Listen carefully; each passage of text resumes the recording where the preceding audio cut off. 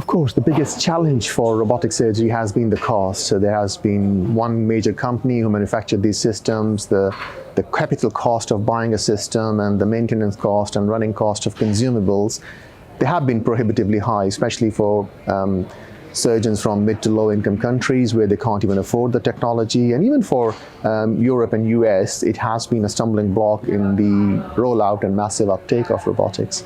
But there are ways we have to look at. We have to work smarter, we have to work efficiently, we have to work in a fashion that we minimize the cost, so to bring that cost effectiveness models to a point where it becomes affordable.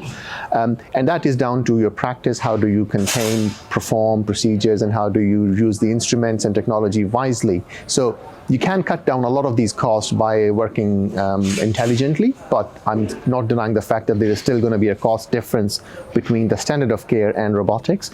And then what we should start thinking about is that, okay, there may be a snapshot cost difference in the two technologies, but does it translate into cost savings over a longitudinal period of time?